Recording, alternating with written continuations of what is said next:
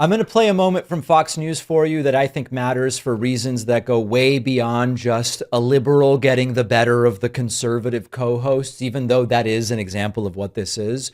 We are right now watching Fox struggle to keep its audience together as the Epstein story is growing increasingly complicated. It's getting more and more uncomfortable for the defenders of Donald Trump as the allegations continue to appear and appear and appear. So let's watch the clip and then discuss what goes on here. The DOJ Epstein file rollout has been a total disaster so far, and it exemplifies what many survivors have been saying for years, according to Jessica Tarlov. Let's listen to her explain it. And this is an important message for those on in the Fox News audience to hear. Totally. 30,000 is a lot to get through. And, the DOJ has been sitting on this for a long time. So you kind of would have thought that maybe they would have been better prepared for this moment, since it has been impending at least since Donald Trump won re-election. The Larry Nassar letter apparently is a fake as well. That got a lot of swirl today on social media. But I do think the Department of Justice and the Trump administration did themselves no favors by being so gleeful over Friday's documents with pictures of Bill Clinton, for instance, when they knew that more documents were going to come out where Donald Trump's name is mentioned several times. Evidence that he was on Jeffrey Epstein's plane up to 8 times between 1993 and 1996. Two things that stick out to me that I think are very important, and this isn't about Donald Trump. This is about these victims getting their justice, that that there were at least up to 10 co-conspirators who we don't know who they are and they haven't been charged. And the fact that Maria Farmer, one of the victims, made a complaint in 1996 that wasn't taken seriously, wasn't addressed. And who knows how many victims could have been saved from a terrible fate of being used by Jeffrey Epstein, Ghislaine Maxwell, etc., if it had been taken seriously. There are really two Trump-aligned audiences that Fox has always tried to keep in the same coalition. There's a group that genuinely cares about the Epstein scandal. They've been told for years Epstein represents elite corruption and trafficking and powerful people being protected. And for them, Epstein isn't a sideshow, it's the show. It's the core story about how the system works. They want names, they want accountability. They don't accept this is old news, there's nothing to see here when the new documents come out. The other part of the Fox News audience is kind of more transactional. They're focused on prices, jobs, immigration, and cultural grievance. And so Epstein makes them uneasy. It is not what they wake up thinking about. Their preference isn't that Trump be proven innocent. It's just that the story go away and that it stop being discussed. And Fox's sort of job has been, you've got to keep both of these groups satisfied at the same time. It is getting very difficult to do that.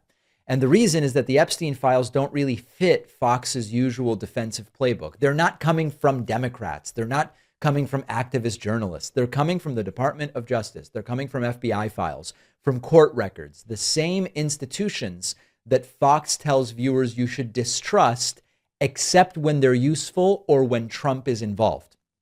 And so that is why Jessica Tarlov's intervention here lands differently than a normal Fox argument. She didn't speculate. She didn't accuse Trump of crimes. She didn't moralize. She centered, number one, Maria Farmer, one of Epstein's earliest and maybe most ignored victims, and pointed out something that many Fox viewers already know but rarely hear on Fox News, which is that the victims have maybe been telling the truth. And the framing here matters because Fox can dismiss partisan attacks. It struggles to dismiss survivors who were proven right decades later. And once you introduce that point on their air, it starts being more about, why was this ignored?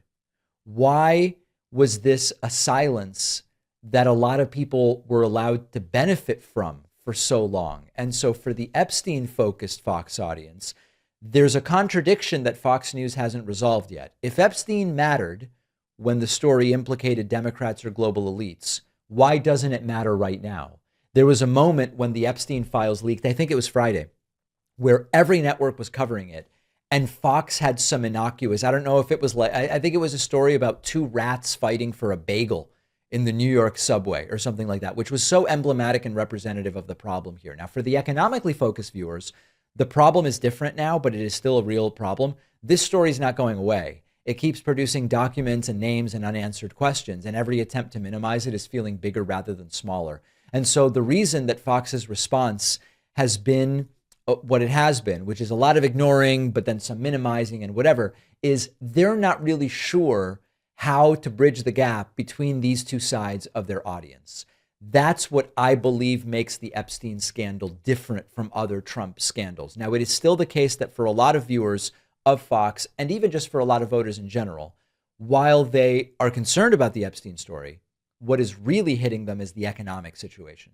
And I believe that when it comes to 2026 and voting, it is not going to be the Epstein story that gets people out to vote. It's going to be the economic situation. And that's important to remember here as well as we go forward in thinking about what is the right approach for those who are trying to take down MAGA in 2026. Thanks for watching. Check out this other video. And if you like our content, make sure to subscribe so YouTube puts our videos in your feed, and subscribe to the podcast on Spotify and Apple.